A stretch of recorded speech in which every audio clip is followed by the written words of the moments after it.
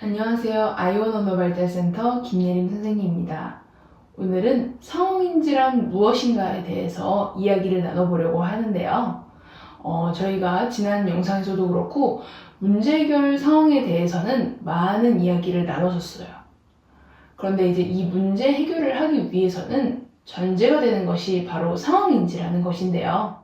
이 상황인지라는 것은 어떤 부분에서 크게 작용을 하냐면 예측 불가능한 상황에서의 문제 해결에서 큰 작용을 하게 됩니다. 관계 속에서의 문제 해결은 참 쉽지가 않아요. 왜냐하면 우리 상황이라는 게 내가 생각하는 대로 예측한 대로 쭉 흘러간다면 상관이 없겠지만 늘 상황은 예측 불가능하게 일어나게 됩니다. 특히 화용 언어가 약한 아이들의 경우에는 예측 불가능한 상황을 굉장히 싫어하고 그 상황들을 버티기 어려워하기 때문에 수업을 통해서 다양한 상황들 그리고 예측 불가능한 상황에 대한 문제 해결 방법에 대해서 다루는 것이 중요한데요. 예측 불가능한 상황에는 예시가 어떤 것들이 있을까요? 예를 들어서 친구가 내 인사를 무시한 상황이에요. 인사라는 건 당연히 우리가 주고받고 내가 하면 당연히 친구는 받아줘야 되는 것까지가 우리 아이들이 예측할 수 있는 상황인데 사실 상황이라는 거는 다양한 상황들이 존재하게 되겠죠. 그런데 이것들이 해결이 안 되고 파악이 어렵다 보니까 친구가 인사를 무시했을 때 선생님한테 가서 이른다거나 이런 나이에 맞지 않는 행동을 할 때가 줄곧 있습니다. 친구가 나의 인사를 무시한 상황에는 다양한 이유들이 존재하죠. 예를 들어서 첫 번째로는 친구가 못 들었을 수도 있고요. 두 번째로는 다른 친구와 이야기하는 중일 수도 있고요.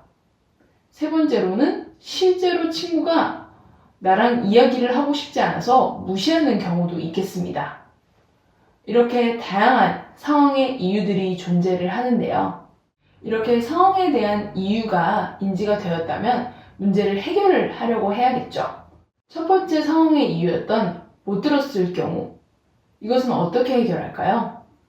친구한테 몇 번이고 다시 찾아가서 이야기를 하면 됩니다. 두 번째로 다른 친구와 이야기하고 있을 경우 이럴 땐 어떻게 해결하면 좋을까요? 기다려야 됩니다. 기다리지 못하고 중간에 친구가 이야기하는 부분에서 끼어들거나 내 이야기를 왜 듣지 않느냐고 이야기를 한다면 눈치 없는 친구로 낙인이 찍힐 수도 있겠어요. 세 번째로 친구가 실제로 내 인사를 받고 싶지 않은 경우 이게 어떻게 보면 제일 어려운 단계예요. 이 친구와 나의 친밀함이 어느 정도이고 그리고 우리가 말하지 않아도 느낄 수 있는 어떤 그런 무언의 느낌을 파악을 해야 되는데 이게 사실 화용 언어가 약한 친구들에게는 가장 어려운 부분이기 때문에 이 세 번째 해결 방법이 제일 어렵다고 보시면 될 것 같아요. 이렇게 우리가 다양하게 생각할 수 있는 능력을 상황인지라고 하는데요.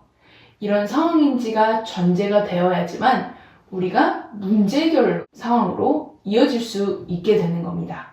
우리가 다양하게 도와주는 이유는 상황별로 다양한 해결책이 있기 때문이잖아요.